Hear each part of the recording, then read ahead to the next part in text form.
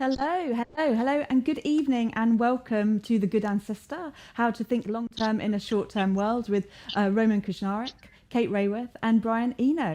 In a moment, I'm going to hand over to Roman Krznaric, who will be talking us through how we can shift our perspective and behaviours to become good ancestors. We'll then hear from economist Kate Raworth, and then from the Brian Eno, before opening up to questions from us all. There is a chat function on your screen, which I hope you can see, in which you can put your questions and comments, and I hope that you'll feel that gives a chance for you to really be involved in this salon. I'm Helen Bagnall, the founder of Salon London, an organisation designed to get us together with big ideas, and your host for this evening. I'm so pleased that you've chosen to come together for this salon. It's really lovely to almost see you. Of course, we know the subject tonight is long-term thinking, but I very much hope that you've given a little bit of thought to your short-term and have a cup of tea or maybe a glass of wine in front of you. I do find something refreshing to drink or tasty to eat goes very well with getting to grips with big ideas, and we will be discussing some big ideas tonight. So as you get settled, let me tell you a little bit about how it's going to work and each of our speakers. First, we'll be hearing from Roman Krznaric. He's the author of the brand new book just published yesterday, The Good Ancestor: How to Think Long-Term in a Short-Term World, described by U2's The Edge as the book our children's children will thank us for reading. Exactly, The Edge. And I hope you'll be relieved to hear that you can buy a signed copy of the book from us at any point during the salon, and we'll get it to you.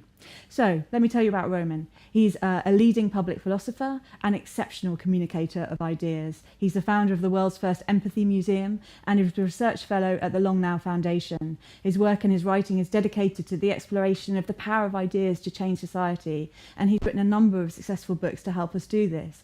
Empathy, Why It Matters and How to Get It, The Wonder Box, Curious Histories of How to Live, and Carpe Diem, Regained, all of which have influenced minds, careers and businesses worldwide. Roman's going to be talking to us for about 20-25 minutes. Then we'll hear from Kate Raworth. Kate is known as a renegade economist because her work explores the new economic mindsets we need to address the social and ecological challenges coming at us thick and fast.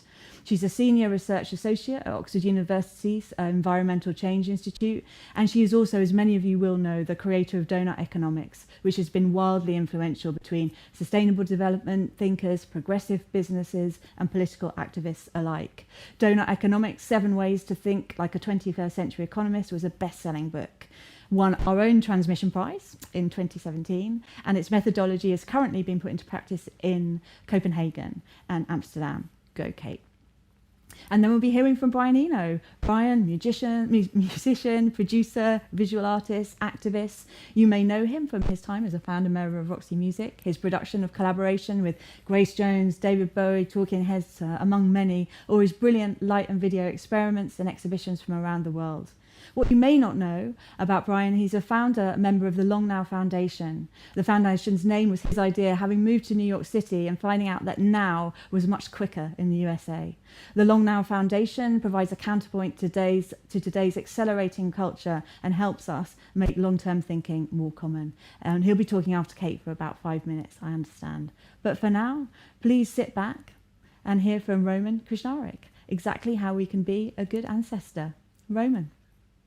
Thanks very much for that lovely introduction, Helen, and hello to everybody, and a special hello actually to Kate Raworth and Brian Eno, both of whose work has had a huge influence on my new book, The Good Ancestor. So I'm delighted that they're here. I mean, Kate's work on Doughnut economics has shaped a lot of my economic thinking about systems design, and Brian's famous essay on the big here and the long now has been a constant companion while I've been writing my new book. And this is a book about the long now. It's a book about expanding time horizons. And I want to tell you a little bit about some of its key ideas. And I think the place to start actually is, if you can send your mind back to before COVID-19, that far, to the time of the last UK general election at the end of last year. And back then, my partner happens to be Kate Raworth, also on the screen. My partner and I, Kate, we decided to give our 11-year-old twins an unusual birthday present. We decided to give them our votes. So we all sat around the kitchen table, debated the party manifestos, and they told us where to put the X on the ballot sheet. And lo and behold, they didn't exactly follow their parents' political opinions. Now, why did we do this? We did it because we live in an age of pathological short-termism. where we systematically ignore the interest of the generation upon generation of children who will inhabit the future. We know our politicians can barely see past the next election or the latest tweet. Businesses can't see past the next quarterly report. Nations sit around international conference tables focused on their near-term interests while the planet burns and species disappear. And as individuals, of course, we're constantly swiping our phones and clicking that buy now button. This is the age of the tyranny of the now. And there's a kind of paradox in a way, because I feel that this need for more long-term thinking is incredibly urgent. We need it right here, right now. We know we need more long-term thinking to deal with public health issues like the next pandemic on the horizon, to deal with the racial injustice embedded in criminal justice systems and other public institutions and daily life, which is passed on from generation to generation. We need long-term thinking to deal with technological risks coming our way, such as AI-controlled lethal autonomous weapons or the threat of genetically engineered pandemics. And of course, we need that long-term thinking to tackle the ecological crisis, climate change, biodiversity loss, to get us off our short-term addiction to fossil fuels. And if I step back and think about this issue, what I recognize or what I see is that an inconvenient truth, really, which is that we have colonized the future. We see the future as a distant colonial outpost where we can freely dump ecological degradation and technological risk and nuclear waste as if there was nobody there. And it's a bit like the way when Britain colonized Australia in the 18th and 19th century, they drew on a legal doctrine now known as terra nullius, nobody's land, to treat the continent as if there were no indigenous people there. Of course there were. And I think now we also have not just terra nullius, but tempus nullius. The future is seen as nobody's time, a similarly, empty space that is theirs, ours there for the taking. And I think the tragedy of this situation, of course, is that future generations aren't really here to do anything about it. They can't easily throw themselves in front of the king's horse like a suffragette, or go on a salt march to defy their colonial oppressors like Mahatma Gandhi, or block an Alabama bridge like a civil rights protester. They're given no power at the ballot box or in the marketplace. And to really get a sense of this tragedy, let me just show you this image of the scale of unborn generations. There you can see in that little green circle, everyone who is alive today, 7.7 billion of us. If we cast our minds back 50,000 years, an estimated 100 billion people have been born and died there in the gray circle. But go forward 50,000 years, assuming this century's birth rate level off and remain constant, an estimated nearly 7 trillion people will be born. And just look how big that giant orange circle is. There in that orange circle are your descendants, your children and their grandchildren and so on, your nephews and nieces and all their descendants. And I see them in that orange circle looking back on us, asking us, what did we do, or what did we fail to do when we had the chance? And someone who really thought about this a lot was the immunologist Jonas Salk, who in 1955 became famous for developing the first polio vaccine. But later in life, he said that the great question facing our civilization was this: are we being good ancestors? In other words, how are we going to be remembered by those generations to come? And he believed that if we were going to be remembered well, and if we were going to tackle the great problems of our time, like the long-term issues such as the damage to the living world, then we needed to expand our time horizons. Instead of thinking on a scale of seconds and minutes and hours, we needed Brian's longer now, thinking on a scale of decades and centuries and millennia. And in some ways, we've got pretty good at this. There are some really inspiring long-term projects around that we can see around us. Think, for example, of the Svalbard Global Seed Vault in the remote Arctic, which is holding the world's plant biodiversity. Over 1 million seeds from 6,000 species in an indestructible rock bunker designed to last for 1,000 years. Or think of the 10,000-year clock, a project of the Long Now Foundation that Brian's involved in, which is being designed to stay accurate for 10 millennia. It's being built as we speak in the Texas desert. And in a way, that clock is like a secular altarpiece for a long-term thinking civilization to encourage us, inspire us to take responsibility for the generations of the future.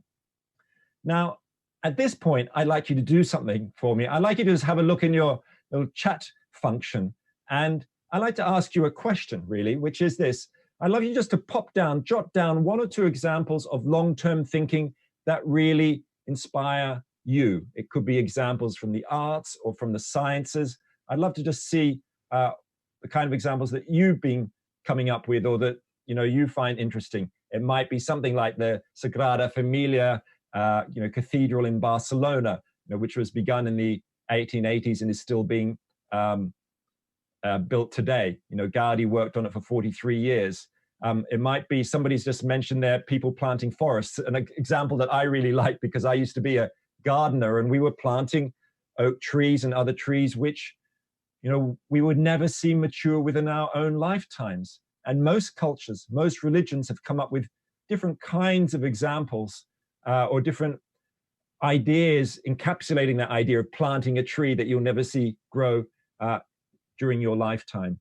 And of course, we all have those favorite examples that we like of long-term thinking, but there's a really interesting question there of, well, if we are able to plant those oaks which grow after we're born, how does that live alongside our capacity for short-term thinking? How do we actually think long-term?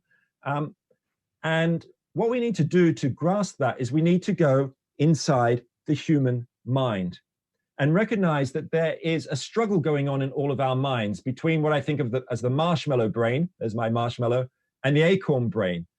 And, here is the struggle between the short and the long. Do we party today or save for our pensions for tomorrow? Do we upgrade to the latest iPhone or plant a seed in the ground for posterity?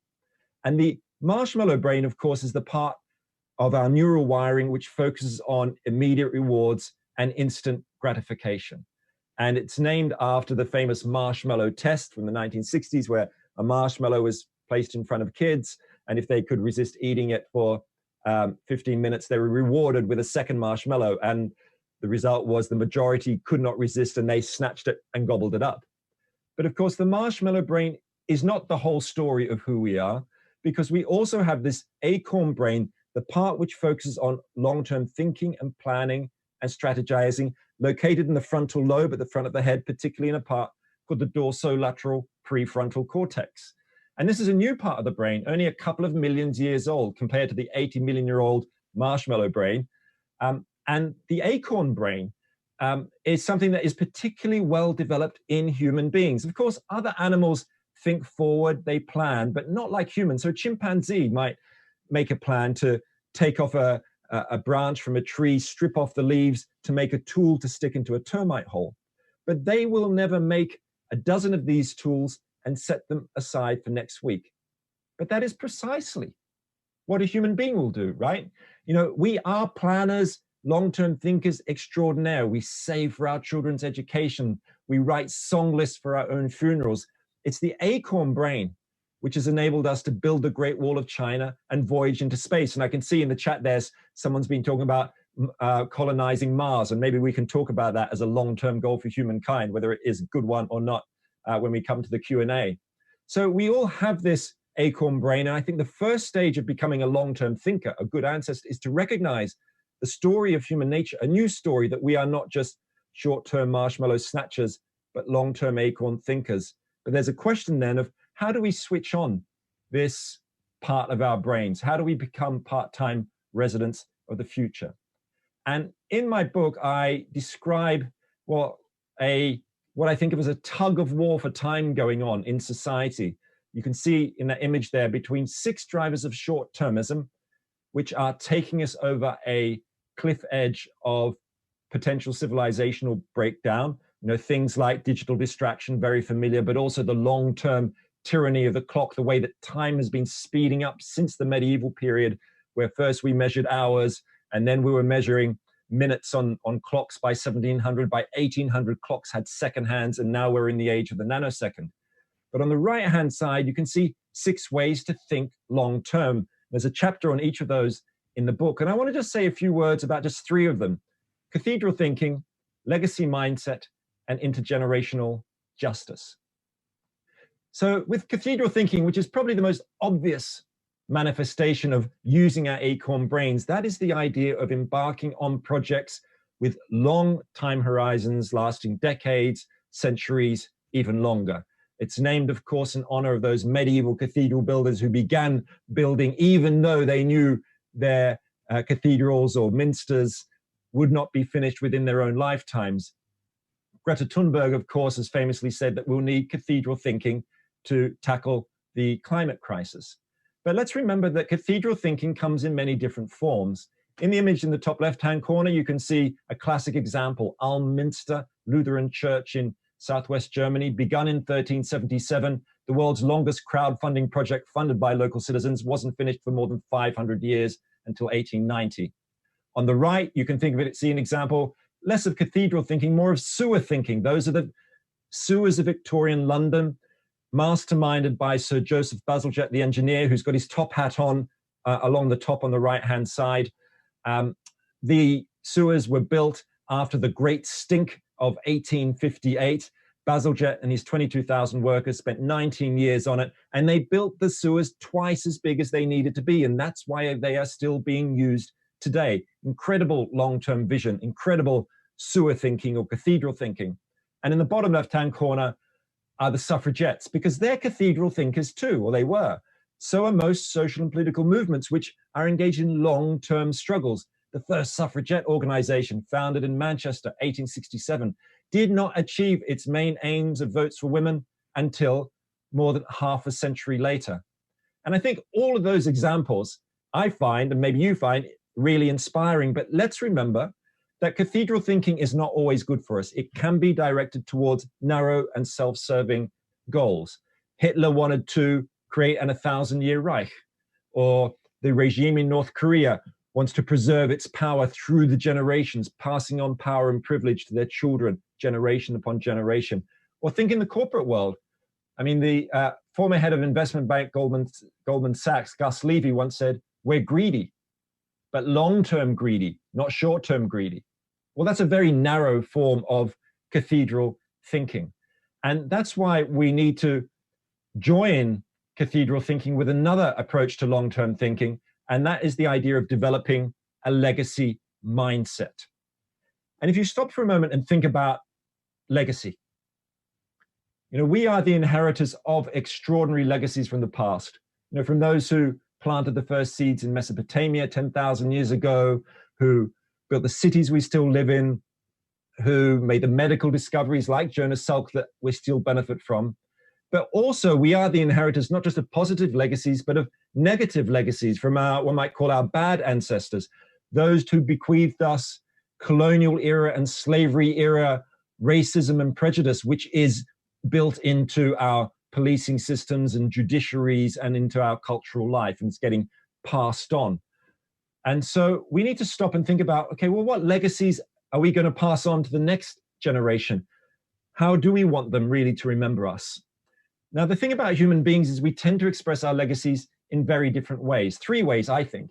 The first way is through what I think of as egotistical form of legacy, like a Russian oligarch who wants a wing of the National Gallery named after them. That's how they want to stay alive and, you know, defy their mortality. And a second form of legacy is the idea of familial legacy, passing on things to your children or grandchildren. We all want to do this, you know, whether it's a house or wealth, or passing on culture and tradition, passing on languages or religion. But I think if we're going to be good ancestors, we need to embrace a more transcendent sense of legacy, thinking about leaving a legacy for the universal strangers of the future, the people we will never know and never meet. But how do we make a connection with them? Because they are so distant from our lives, particularly if we live in a hyper-individualistic consumer culture like this one. And in order to make that leap, I'd like to take you on a little bit of a thought experiment, which I call the Great Chain of Life. And I've adapted it from Ella Saltmarsh and others who founded a fantastic project called the Long Time Project. So thanks to them. What I'd like you to do for a moment is just please close your eyes and imagine in your mind's eye a child you know and care about, maybe a godchild or a nephew or niece, or one of your own children or grandchildren. Just picture their face for a moment.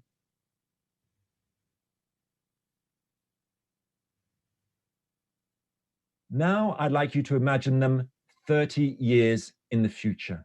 Again, picture what they look like. Think about what brings them joy or what struggles they might be facing.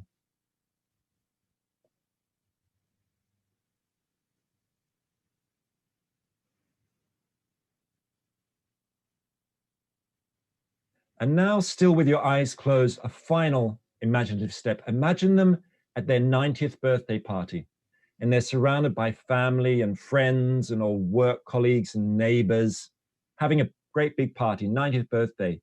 Go and have a look out the window. What's happening in their world? And then go back over and look at that 90-year-old's face and see someone approaching them with a tiny baby, which is put into their arms. This is their first great-grandchild.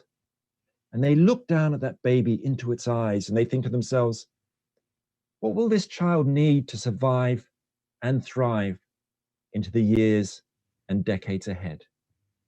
Just sit with that thought for a moment.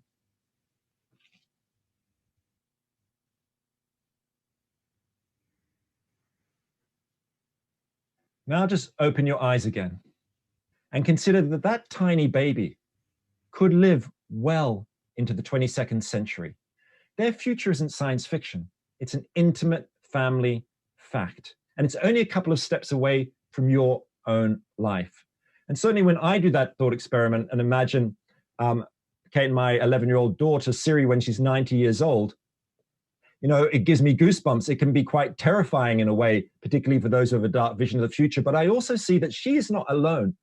And that tiny baby, the grandchild, is not alone. They are part of a whole web of relationships, of human relationships, of community, part of the web of life, of the air that they breathe, of the food that they eat. And I think if we're going to care about leaving a legacy for them, for their lives, we have to care about all life. We have to make the leap from the familial to the transcendent. We need to think about the gifts we might leave for the universal stranger of the future. And there's a really wonderful artwork which I think encapsulates this beautifully. It's a 100-year art project from the artist Katie Patterson called Future Library. You may have heard of it. And Future Library started in 2014. And every year for 100 years, a famous writer is depositing a book which will remain hidden in secret until the year 2114, at which point the 100 books will be printed on paper made from 1,000 trees, which have been planted in a forest outside Oslo. Now, the first person to deposit a book was Margaret Atwood, Elif Shafak, many other famous writers have done it. But just think, Margaret Atwood has written a book that she will never see published in her own lifetime. She will never meet any of the readers. It's an extraordinary legacy gift.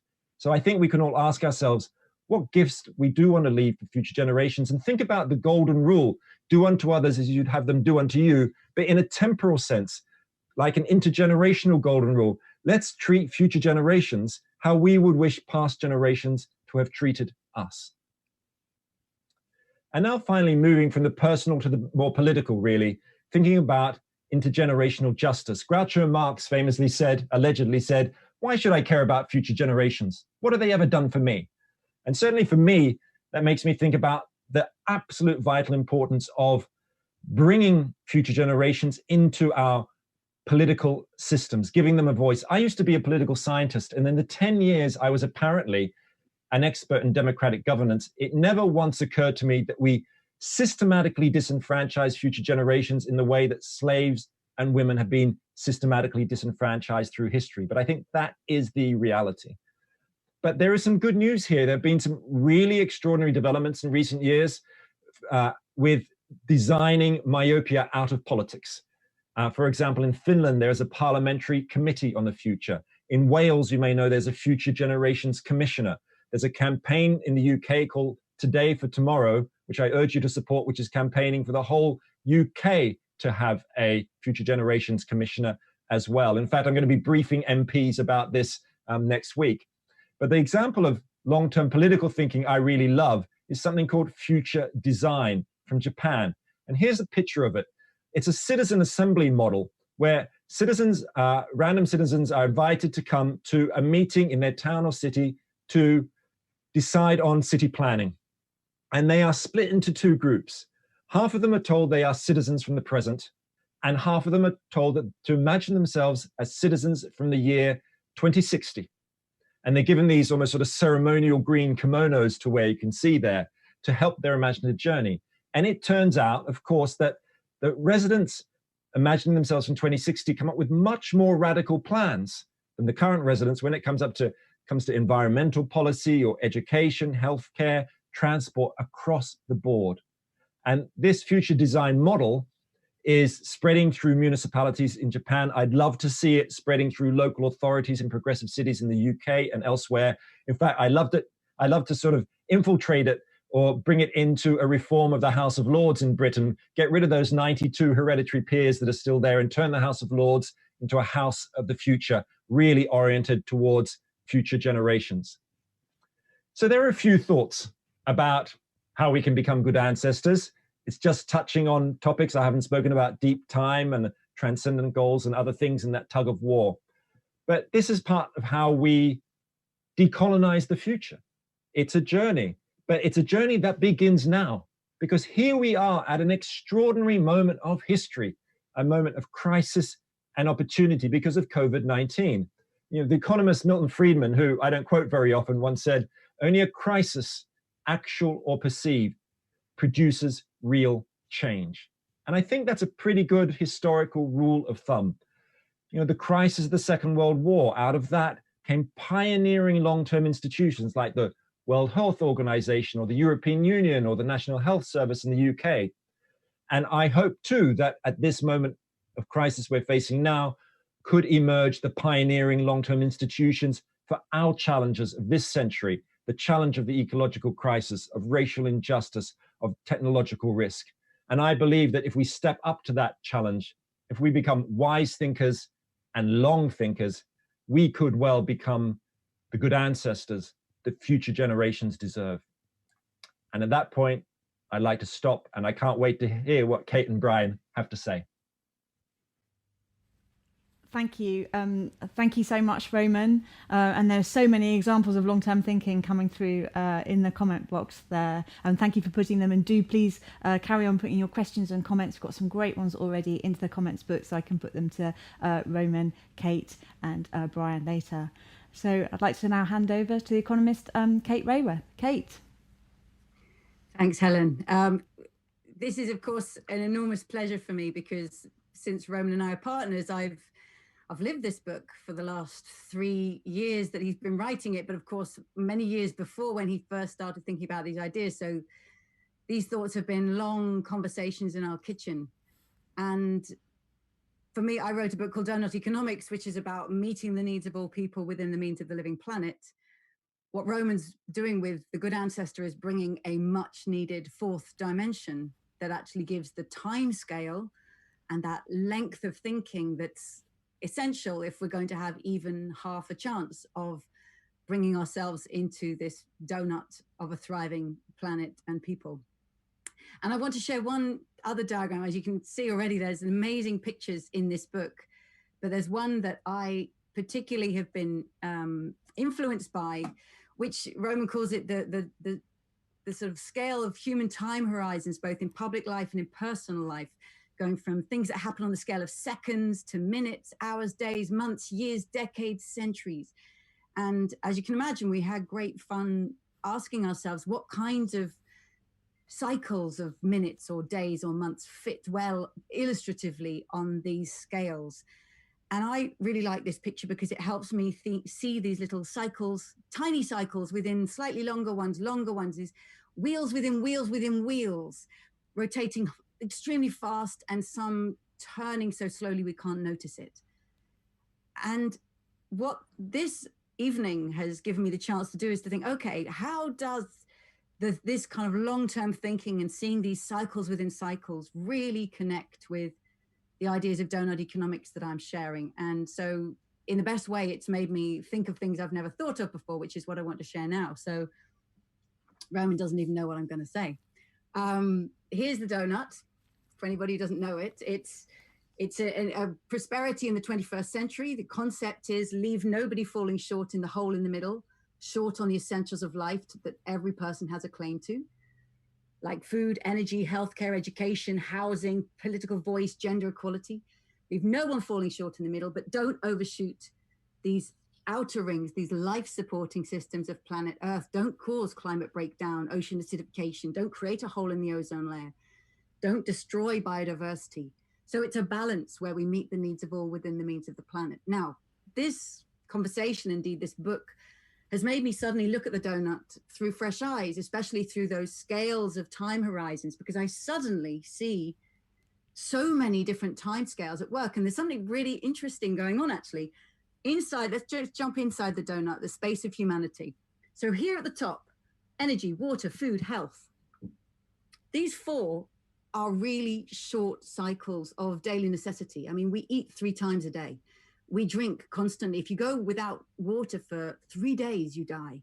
So this is fast stuff. Energy, most people now live with some form of electricity. So if the power went off within 24 hours, you would really be suffering, as would our food supply chains, our digital connections, our traffic systems, the way our governments run. So we're very tightly tied into energy use. And health, well, COVID-19 has brought our health cycle down to a 14-day self-isolation, or in the worst scenarios for people, it's literally 25 days from catching the virus to death.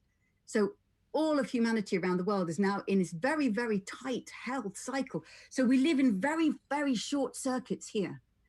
Now, on the side, we've got networks of transport and communication, housing, education, income, and jobs. I'd say that's decadal cycles of countries building this capacity, this infrastructure.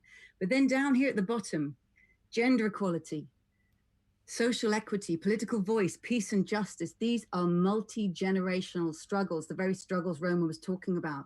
This is the suffragettes. This is the civil rights movement. This is decolonization. This is democratization. These don't get achieved in any one person's lifetime. So just within the human space, we've got so many different scales of cycles of transformation and achievement. Of course, there's all sorts of fascinating tensions between them. But then now step out.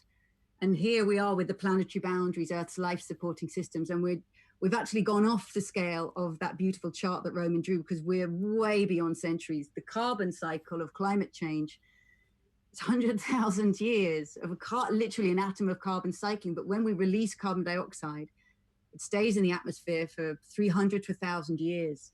Phosphorus, which is an essential nutrient for fertilizer, it has a 20,000 year cycle to create phosphorus. It's a finite stock and we're running out. Water, 1 drop of water in the ocean can take 3,000 years before it gets evaporated and becomes mist ready to fall as rain in the air. So these cycles are phenomenally long in relation to our own little lives or even our multi-generational struggles. Now, let me tell the other side of this story. On land conversion, you can destroy a forest overnight. You can destroy biodiversity. But nature is so forgiving of us. I asked George Monbiot, who's very well known for his work on rewilding, I said, how long does it take? And he said, well, 5 years, you can already begin to achieve a lot. You can start to release nature's processes. And within decades, a landscape can be transformed. Many people have seen these extraordinary photographs of land that looked hopeless. Let nature back and it just starts to regenerate life. So there's hope in the cycles that nature actually is forgiving of us. And then the ozone layer that we created an enormous hole in around 2000, it began to, that stopped and it began to repair. It's repairing about 1 to 3% a year. So by the 2030s, if we maintain that progress, we could repair that hole. So there's so many different cycles and scales going on. What do we do with that? And I suddenly looked at the donut and thought, what do I do with that? First of all, we've been in a Holocene phase of life for the last 11,000 years in this light, beautiful home sweet home of humanity in Earth's life-supporting systems. And by a really interesting coincidence, Earth system scientists believe that if humanity didn't disturb Earth systems as we are now doing, this phase of Earth's history could last for another 30 to 50,000 years, the very same length of time as that diagram Roman showed with the giant orange bubble of all those unborn billions of people. That is their right to a stable climate and fertile soils and healthy oceans that we must hold for them. What do we do with this? How do we hold it? For me, the only way to hold it is to start to see ourselves as tiny, fast cycle members of much, much bigger, slower processes. And I deeply believe in the power of pictures, and that's why I drew this donut. But I also believe in the power of dynamics and visualizing those pictures. So quite honestly, I'm just waiting for Brian Eno to compose a piece of music that helps us hear those tiny cycles within cycles within cycles, at which point I will stop and hand over to him. Thank you so much, Kate. Brian. Thank you both for some very inspiring comments. I'd like to start by talking a little bit about the Long Now Foundation, which we started in 1996. The idea being that we wanted to put the idea of long-term thinking on the agenda. We were all very aware that there was a huge acceleration going on in human affairs, where people were more and more concerned with not only microseconds, but nanoseconds and picoseconds. And, you know, there was this thing called high velocity trading. You probably know about this, where robot trading of stocks and shares is done in fractions of a second, so short, in fact, that it matters whether your terminal is a few feet closer to the exchange than somebody else's terminal. Those few picoseconds make a difference to your ability to trade. So I think a few of us had got to thinking this was rather crazy, that we were now living in a civilization that paid a huge amount of attention to microseconds and picoseconds, and almost no attention at all to the future, the real future. Stuart Brand came up with a very nice, Stuart Brand was one of the co-founders of this organization called the Long Now Foundation. And he came up with a very nice phrase. He said, we are as gods, and we might as well get good at it. The implication being, here we are, the human race, more powerful than it has ever been, possibly the most powerful creatures that have ever existed in the universe. And in a strange way, also the most irresponsible. In history, if you go back, you can find many, many examples of cultures that habitually thought quite long term, particularly in terms of religious experiences, that thought that building a cathedral was a good idea, even if there was no chance that you would see it in your life, that planting a grove of olives was a good idea because your grandchildren would benefit from them. So this kind of anticipating a future is not an exotic thing for humans to do. They've been doing it for a very long time. In fact, if you think about it, the whole of settled civilization, which is based around cultivation, is a sort of futuristic enterprise. So let's make these fields good. Let's plant seeds. Let's protect the fields, look after the soil, and do rotation farming and so on to make sure that the soil stays good. All of those things are future thinking. And we generally don't value that any longer as a talent. There are very many interesting stories. I don't have long to talk, so I won't go into any of them yet. What I want to ask, what makes it possible for us and makes it easy and desirable for us to think long term? And I think one of the first things I would say is community, the sense of community. Now, a community has built into it a word that I think is very important, which is the word commons. Communities are groups of people who have something in common and who want to maintain that something in common. And in fact, for any community to survive, really, it has to have that common enterprise. One of the examples Roman mentions in his book, which is a very good book, by the way, I really recommend it, is the people who maintain the polders in the Netherlands. So the polders are the parts of land that would be undersea, but the Dutch have built dikes and keep draining them and making sure that they are protected. And in fact, a quarter of the Netherlands is land that was reclaimed from the sea. the consciousness that you need to keep the polders running is, first of all, cooperative. It's a cooperative commons. And I think one of the phrases Roman quotes is somebody saying, you can't, it's something like this, you have to be able to work with your enemy because he might be the person next to you in the polder. So you have to be able to cooperate on long-term projects like that. And a commons is a cooperative process. So how do we make, the question to me is, how do we make the whole planet a commons that we share and that we look after together? Because this is actually the ability to do at the moment. And I think there are a few quite important indicators as to how not to do it. COVID has actually provided us with some very good examples of how not to attack these kinds of problems. It's very interesting to me that the three countries that are doing worse, that's to say America, the UK, and Brazil, are the three countries with macho authoritarian leaders. The countries that are doing best, very many of them have female leaders. And I don't think that's a coincidence. I think that reflects an understanding of the importance of caring, of looking after the home, the place where we are, where we live. The sort of doctrinaire, dogmatic buffoons like Johnson and Bolsonaro and Trump are people who think that reality will bend to their will, and who also think, in a prime example of that syndrome, that they must be right because they're the leader of the country, so they must be right.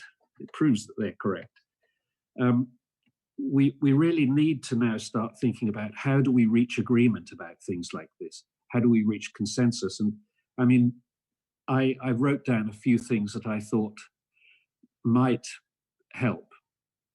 Some of them are in Roman's book. This notion of future representatives of the future. I think that's very important. I think sortition, which is the ancient Greek idea of electing representatives randomly.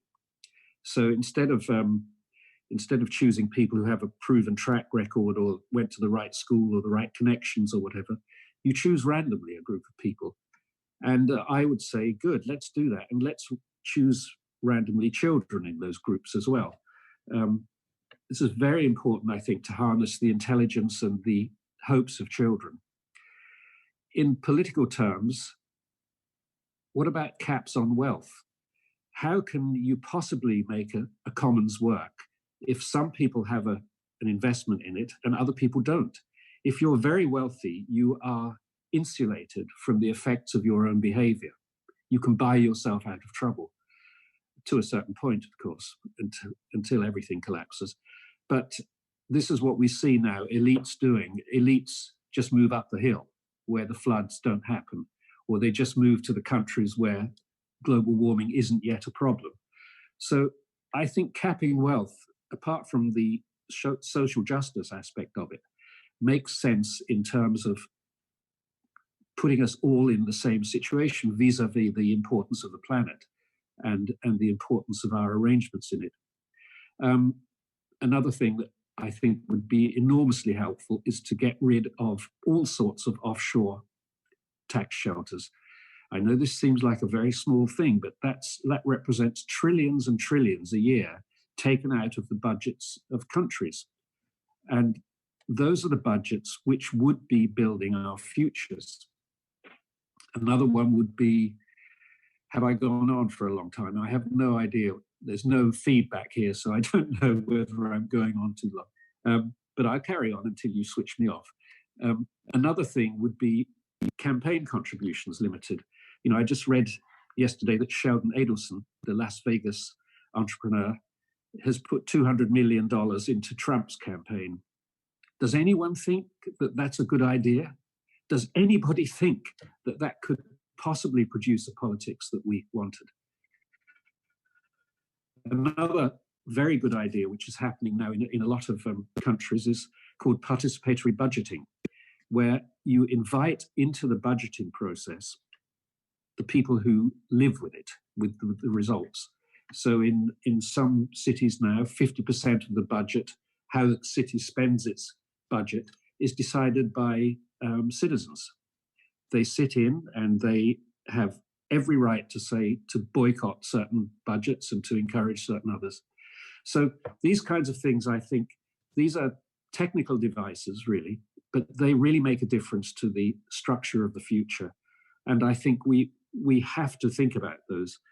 There are two things that are going to, this is all I'm going to say now, I'll finish in a minute. There are two things that I think will really make a big difference to how we see things in the future. The first is law. Those things I was talking about just a second ago, they're all sort of legal arrangements. They're arrangements about how the structure of our societies work. But the second thing is vaguer, and that's love. And that's the idea that we won't save the planet unless we fall in love with it. And I think that province is the area that hopefully I'm part of. It's the area of artists, of writers, of dreamers, of people who love, people who want to show you why they love something. And I think it's very difficult, for instance, to watch a David Attenborough program and then walk away and say, well, I'll just carry on eating shite and throwing the rubbish into the gutter. It changes your life. So that's me finished for the moment. Thank you so much, Brian. And it's been so moving and inspirational to hear from all three of you, and the areas that your work overlaps has been so revelatory, of economics, of philosophy, and of art. Thank you. There's been a lot of questions come through already, and a lot of love and respect for the three of you. All three of you have changed people's lives that are in the comment section through your work. If you're new to Salon London and you want to ask a question, it's really simple. You just register so you can come in, and then you can put your question in this comment section, question or comment. I'm going to ask Brian, Kate, and Roman a couple of questions. Going to get all three of them to respond to them before we go to the questions. So my first question is really for the three of you. I think we'll go to Roman, Kate, and Brian. And it really is, we're in such an unusual time. And it's one where we're really all focused on the immediate issues, almost as they break daily. How possible is it really for us to shift our vision from crisis thinking to this long-term transformation? Roman. I think that the complexity of a crisis is that it's like a kind of a devil's fork. It can go in multiple directions. So if you think to the Great Depression, well, the crisis of the Great Depression took some countries, like in Scandinavia, towards social democracy. It took other countries like Germany towards fascism. And so let's not romanticize a crisis, and we can see what's going on in this one. We see some rulers wanting to hang on to the emergency powers that they've given themselves, like in Hungary, but at the same time, as alongside that potential of like an authoritarian residue, a long-term authoritarian residue coming out of this crisis, we have amazing possibilities, I think, for democratic renewal, for the kind of things Brian was talking about sortition and some legal changes. I mean, even in the WhatsApp group that emerged in our street during COVID-19, we didn't normally talk to each other very much in our street, but suddenly we were all on this WhatsApp group. We were swapping soda bread recipes, delivering food for people who were vulnerable and couldn't go out. And I think this is grassroots democracy. It's only a couple of steps from those kinds of, community movements, thinking about what Brian was saying about communities and commoning. It's only a few steps from that to things like that Japanese future design model of creating citizens' assembly, of reinventing democracy for the long term, designing out its myopia. So in that sense, ultimately what I think is, because crises are devil's forks, this is about choice. It's about our existential choices as a society, where we want to go. We are agents. Where are we going to go? Towards the donut or towards business as usual? Maybe Kate, you can tell us. So I'm going to talk about cars and bikes. I see this crisis as the opportunity that nobody asked for to bring about the changes we already knew we needed to make. And I've been working with the C40, which is a network of cities worldwide that are committed to take radical action to stop climate change.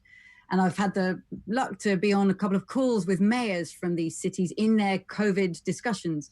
And I've been really struck by hearing mayors say, look, I had a plan. I thought it was going to take about 10 years to shift away from so many car lanes in our city, just bring a few more cycling lanes. We were going to introduce it very gradually to just test the water, see if people get you.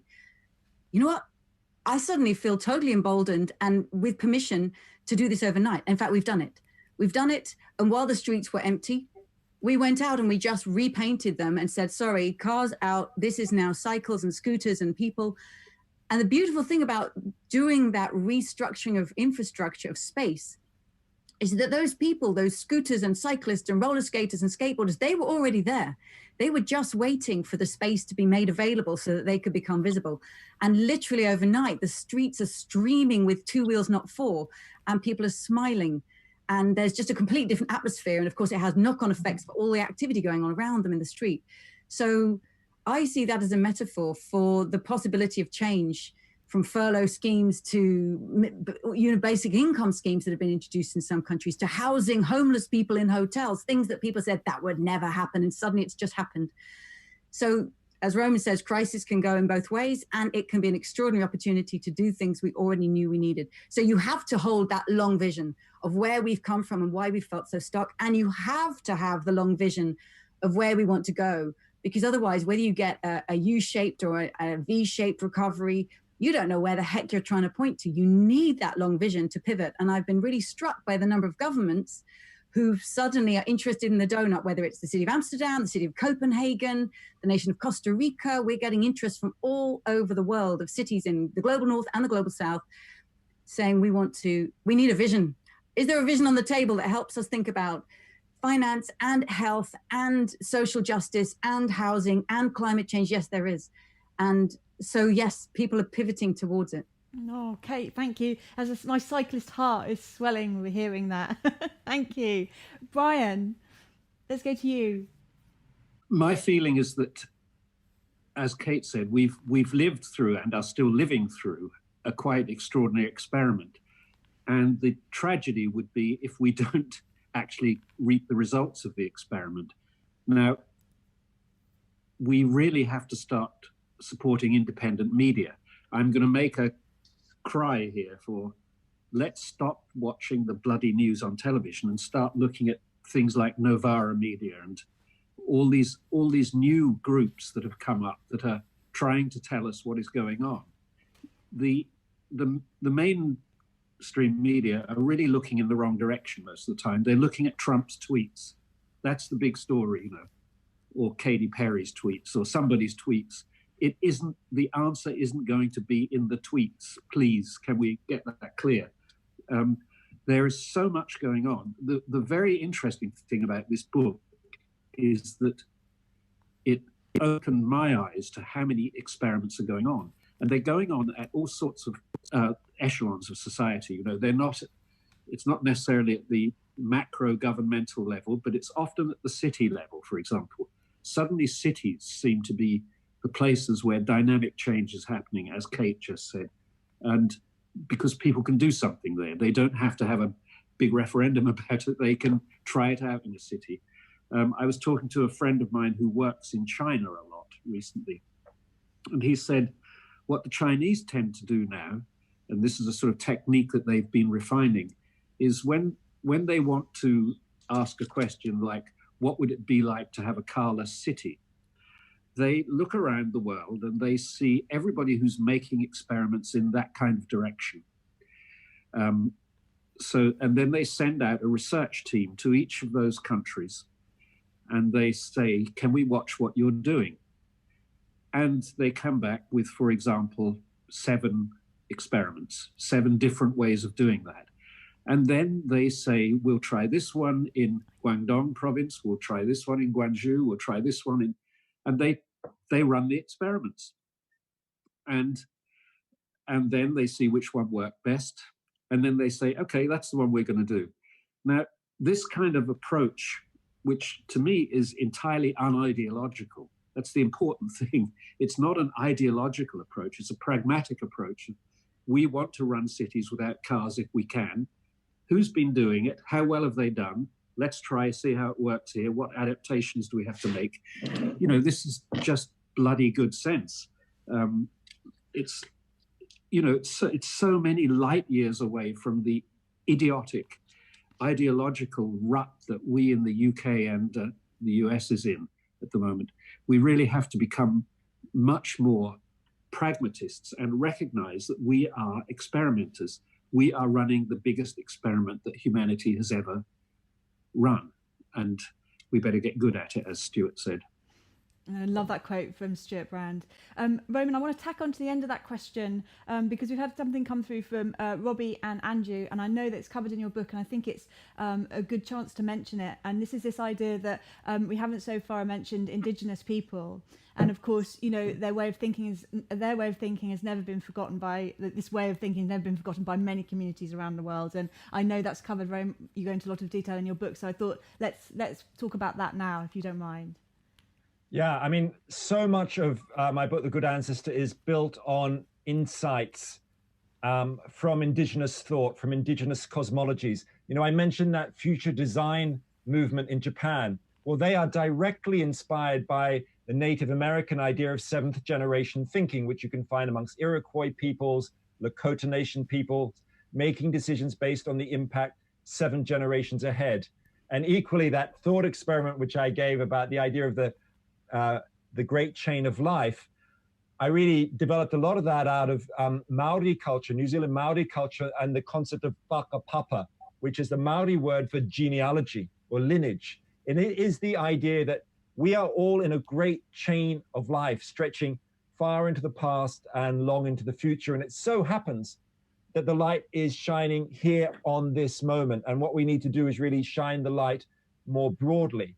But ultimately, I think what we really get from Indigenous culture is a recognition of the importance and vitality of interdependence, our interdependence with the living world. Kate introduced me to an incredible designer and thinker, biomimicry thinker, Janine Benyas. And what she says is, if you look at how nature works, look at nature's 3.8 billion years of R&D, well, you see that how other species have survived for generation upon generation, bears, beavers, birds, it is by caring for the place that takes care of their offspring. That's how they survive 10,000 generations from now, by not fouling the nest, by living within the boundaries of their ecosystems. Okay. Now and really there's something fundamental there, which is to be a long-term thinker is to care about place as much as time. And of course, this is what is written into so many Indigenous cultures. The Indigenous Australian idea, where I'm from Australia, the idea of, you know, being part of the land, being born in the land, and connected to the dream time. And there's a beautiful Mohawk blessing which is given or said when a child is born. It's this: thank you, Earth, you know the way. And I think in that blessing lies an Indigenous wisdom that we must carry with us wherever we are, whether we're clicking that buy now button, sitting in a church, or visiting a 1,000-year-old yew tree. Thank you, Roman. And if you want to read more about that, Roman's book is available. You can buy it on the site right now. Okay, next question is for the three of you, and this is okay. So say we're convinced we want to be good ancestors. So where do we start? And this is quite similar to a question that's coming from Rachel as well. This is this idea of where should we direct our efforts? Should they be at the economic, the political, or the cultural? What should our priorities be? And Rachel's adding in there as well. What can activists do to bring greater momentum right now? Kate, should we start with you? Kate, Roman, Brian. Sure. Sometimes I just think that the choice of what to do, I'm just going to say at one level, it's a very personal choice. Some people are extroverts and some people want to bring down the system. Fantastic. Go and lock on to an oil rig. Go and glue yourself to the doors of a bank. We need that. Wow, the world needs that. Other people, are never going to do that. They're much more internal. They're not going to impact on the world in that way. Work from the inside, or write beautiful poetry, engage in craftivism. We need that too. We need people who are within the system and say, actually, I work for one of these companies or one of these governments. Great. Now, how are you going to act differently in the next meeting that you're part of? So there's no one way. We need people in all of these spaces, envisioning the new, bringing down the old, slowly transforming that system from the inside till it doesn't recognize how it's been transformed. And I'd say there's just so much we can all do literally within our own homes. So just move your money out of a bank that doesn't give a damn to a bank that's actually set up with a purpose. I personally have moved my money to Triodos Bank as soon as it opened in the UK, because that's what they set up to do, to invest in social and ecological return. Thank you. I'd like my money to be invested and saved there. Move your electricity account. Get out of whatever electricity account you just got first or inherited.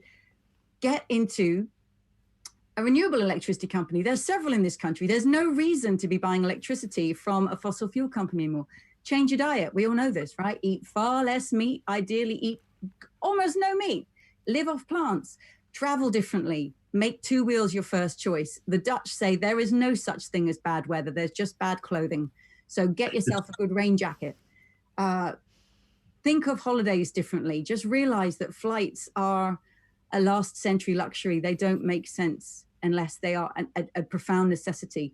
And then also with your phone, you know, we shouldn't be changing our phones and our gadgets more than, say, once every 7 or 8 years. So that means next time you buy one, buy really smartly. Buy one that can be repaired and restored and upgraded, and that's going to last you. So think long in all of these ways.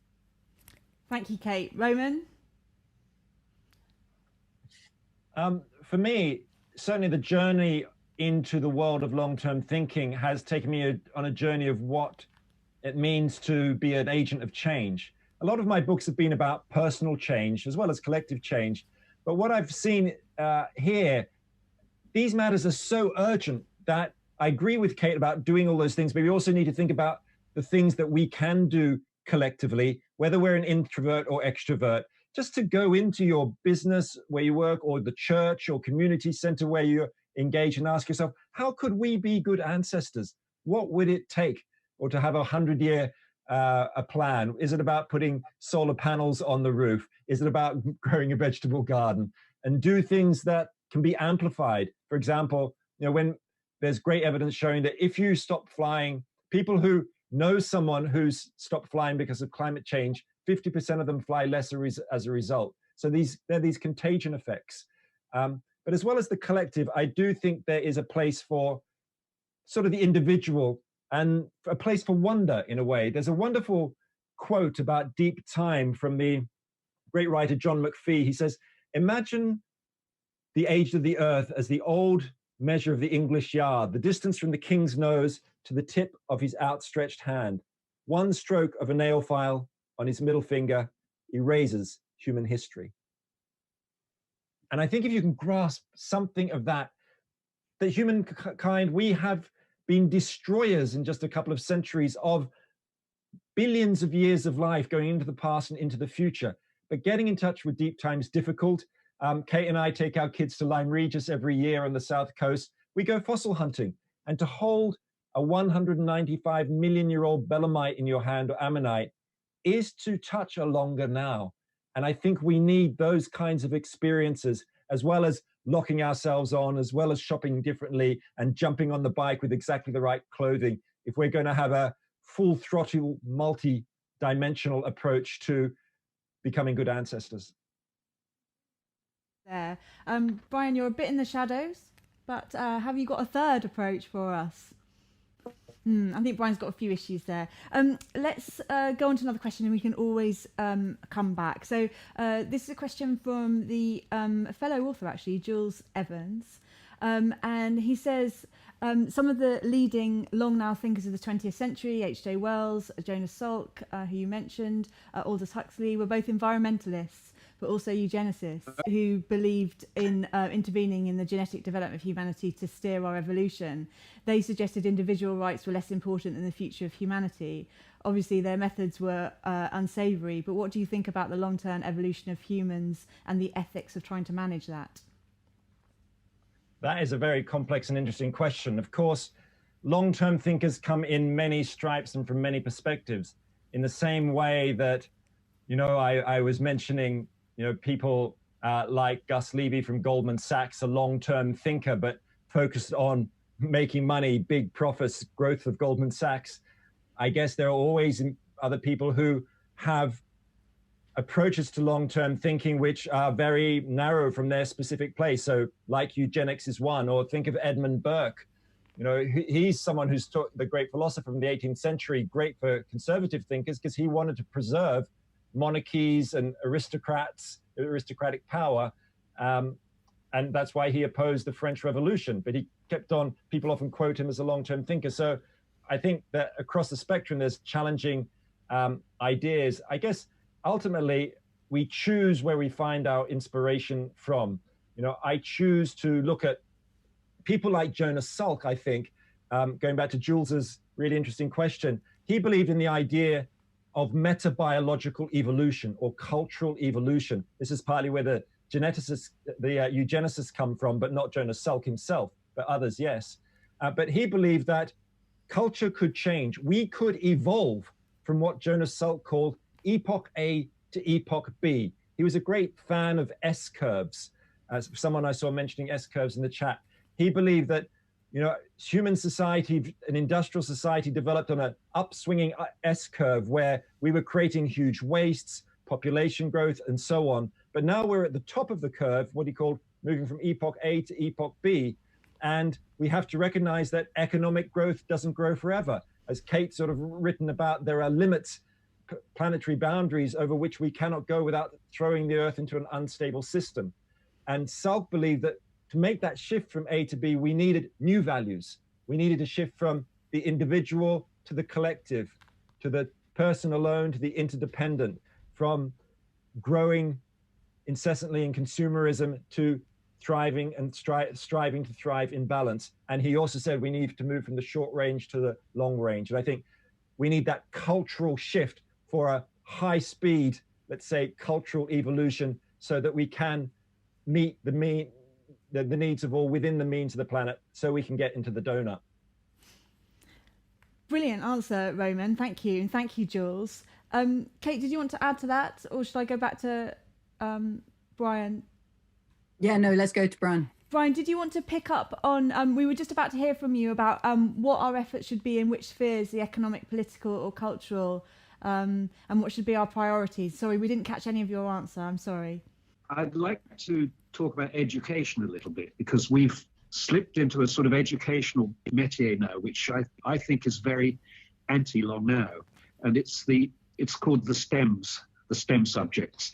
Now, I love science as much as anybody else, and I'm very happy that we're teaching our children science, technology, engineering, mathematics. What I'm not happy about is that we're telling them that those are the important things, and that the rest of it, the humanities, the arts, literature, so on, is kind of gravy, the bit you get if you're good, the dessert, if you like. I would like to say that those things are actually how we determine what is valuable in our lives. The issue of value will not be determined by science. Science discovers things, and it's great, wonderful, we love it. But it's the other side of us, the art side, that digests things. Science discovers and art digests, in my opinion. And what that means is that art allows us to experience the feelings that we have about those things. Brian, sorry, we're going to have to stop you there. We're going to have to understand the process of art and education a little bit later. We can get a more stable connection from you. The question is from Klaus. They really encapsulate the whole big area of this. Is, can we train our long-term brain? Okay, so yes, can we train our long-term brain? Well, in a way, that's what my whole book is about. It goes back to this, the idea of the marshmallow and the acorn. But if we're thinking about training the brain, I actually think we need to start a level before that. It's about recognizing a different narrative about human nature. In the same way, if you look in Kate's book on donor economics, you know, there's a chapter about nurturing human nature, and that's about trying to shift from the me to the we, to recognize that we're not just individualistic, self-interested creatures, but we are also collective, empathic creatures as well. We are the most social of mammals. You know, Rutger Bregman has just come up with a recent book, you know, exploring this as well. And in the same way that we need to recognize that we are both me and we have to recognize we're both short and long. We are both the marshmallow and the acorn. So in terms of training our brains, first we need the new story about humankind, right? And that is a very deep thing to inculcate, because all of our institutions are based on an assumption, or most of them are based on an assumption that we are short-term thinkers. Just think of that buy now button. You know, I would love it if, you know, someone to hack into Amazon or other places and change that buy now button. So when you press buy now, actually a drop-down menu comes down and it says buy now, buy in a week, buy in a year, borrow from a friend. You know, and then if after you've pressed buy in a year, then you'll get a reminder in 12 months time. Now, that is how we retrain our brains, actually, by changing our habits. But we need to build those technologies and new political, economic institutions on a recognition that we have the capacity to do this acorn brain thinking. Okay, it comes out of a new cultural understanding of humankind. You know, change comes out of changing the ideas of who we are and what we're capable of. That's how we retrain ourselves. And Kate, do you agree with that? Yeah, and actually I love the idea of the changing the buy now button. I actually reckon all you'd need to do is add a button that said something like ask me again in 3 days, and consumer spending would probably halve. Thank you. Yeah, I think we'll go for one more question. I'll bring Brian in at the bottom of this question. This is one for Roman. And this is for Ben, who said, love the idea that all of you've presented for positive change. But Roman, Ben's question is, how do you reconcile the message from your last book, which is Carpe Diem? Carpe Diem, Ben says, and seizing the day with being a good ancestor in your new book.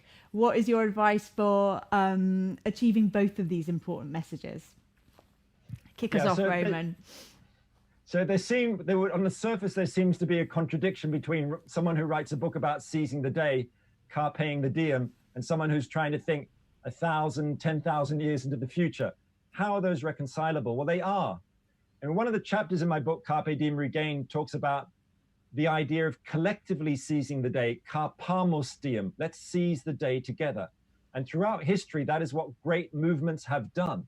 They've brought down the Berlin Wall. They've launched into the Spanish Civil War. And these are all long-term projects, often with long-term effects. In the same way that you can seize the day and decide to get married, and then it has repercussions for your life for years and decades. You decide to have children, you seize that moment, and you're having to think long-term. So to be a good ancestor can be a radical act of this moment. Okay, so let's go and be like Extinction Rebellion and occupy a street. Let's plant oak trees in Parliament Square and protect them while they grow slowly. You know, that is a carpe diem act as well. So I see there's no contradiction there. Ultimately, is it all about engaging in a sense of agency in order to be a good ancestor, to think beyond your own ego and beyond your own mortality.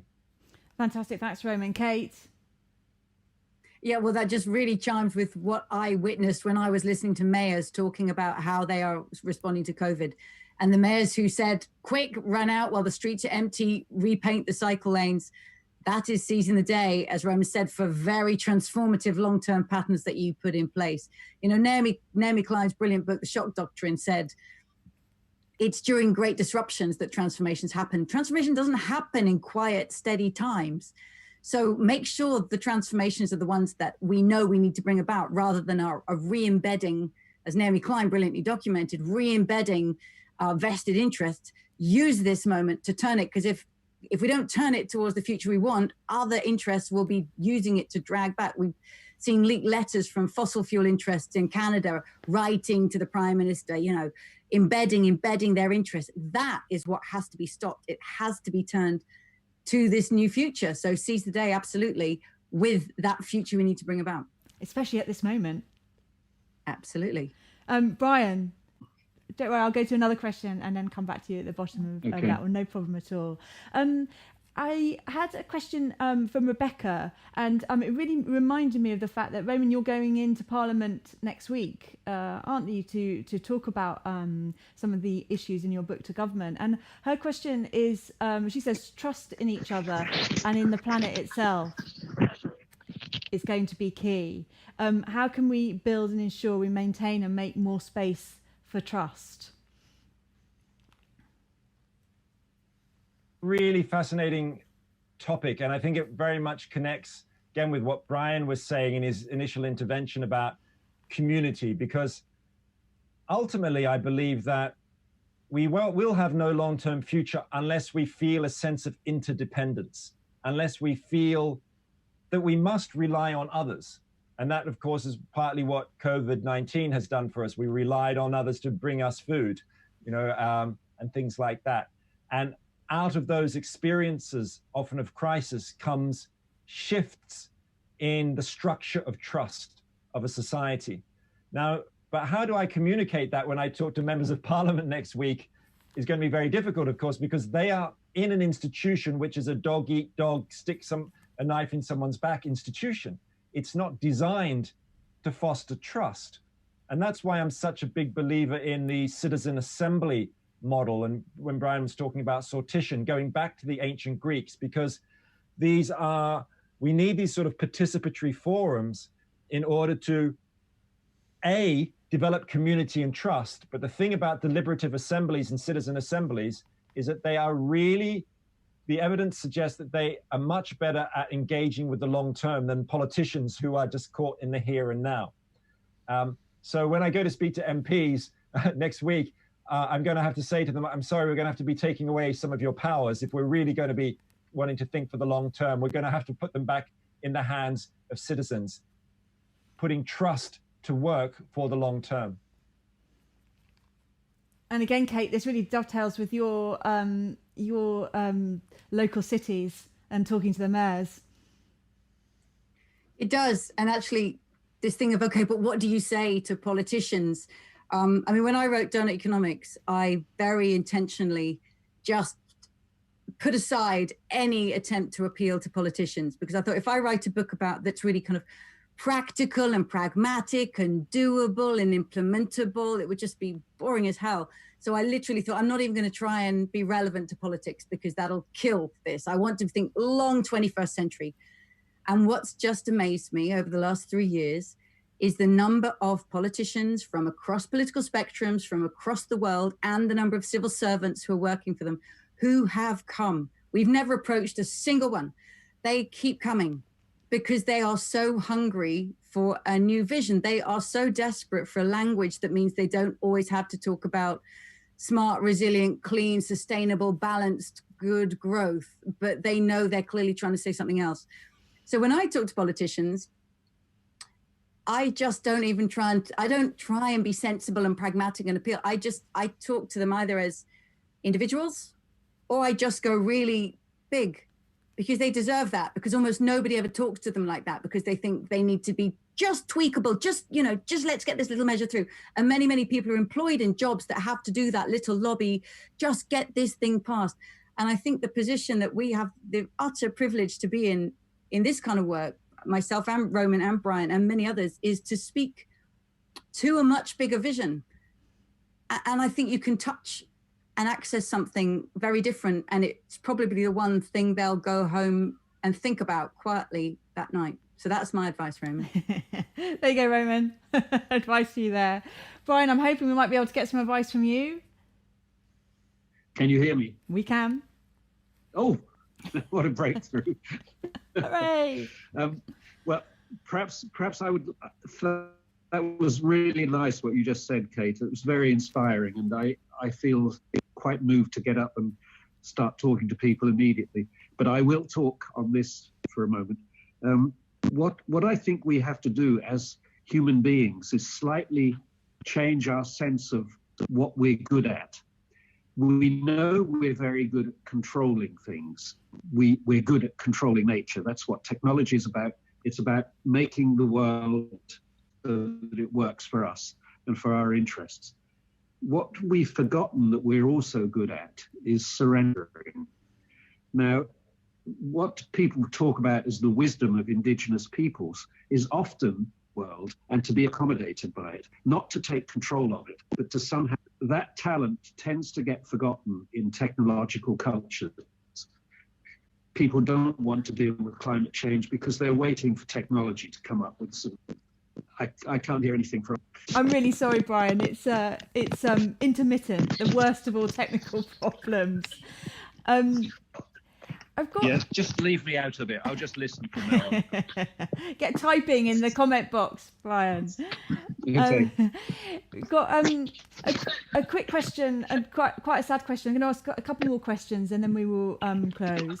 But a question from the USA, saying that the feeling over there is really things feel that they're broken beyond repair, and the despair is overwhelming.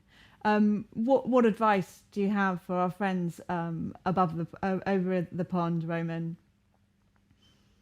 That is such a difficult question. I know. I can kind of understand why. And your book is... I mean, I think a couple of things come to mind. One I've already touched on a bit, which is to draw on the power of indigenous thought, particularly the idea, for example, of the seventh generation decision making. That comes out of that continent. I mean, the Nobel Prize winning economist Elinor Ostrom said, we should be making decisions based on the Native American seventh generation principle. The second area of hope in the US, I find, is in the Black Lives Matter movement. Think of a book like, well, in fact, by a Black British woman, Layla Saad, called Me and White Supremacy, but which speaks to Black Lives Matter, which on the first page talks about being a good ancestor. And there's a really important point to make here, which is thinking long-term is not a prerogative of just the rich or the socio-economically well-off. Often it's those who are most well-off have the narrowest view of the long term, like an aristocrat who just wants to hand on their manor house down the bloodline. But in fact, it's often those who are on the margins, who are powerless, oppressed, who strive hardest to think long-term. Think of Maori culture in New Zealand, think of Native American culture, and now think of the Black Lives Matter movement, which is struggling against centuries of injustice and trying to do something better for the next generation. I think there is enormous hope in that as well. So I think there are many different United States than one can look at. I'd probably rather be going towards the Lakota Nation people or to people marching on the streets against police violence than to sitting outside the White House and hoping for the long now to emerge from there. Thank you, Roman. And Kate? Well, sometimes something old has to give way. If the birth of the new is going to happen, what is it we have to let go of? And the last thing we want to do is let go of systems that actually destroy individuals' lives. And that is the great tragedy of many of these institutions failing. But they have been failing many parts of the US community for many, many generations. That's what the whole civil rights and Black Lives Matter movement is about. So the idea that it was ever working doesn't hold. Some people talk about the old nation state and the systems of the 20th century declining, becoming compost for a new system. And that's a beautiful metaphor of life, again, regenerating. Nature allows things to break down and rebuilds from those. So what is it? What are the values and skills, the commons and the concept that we want to rebuild a future from? And the seeds of the future are already with us. We too easily see what is letting go and collapsing and breaking down. But just as I said, when you just draw new lines on the street, suddenly that new future is visible. And there are new possibilities emerging from within. In fact, it's the old hanging on that often gets in their way.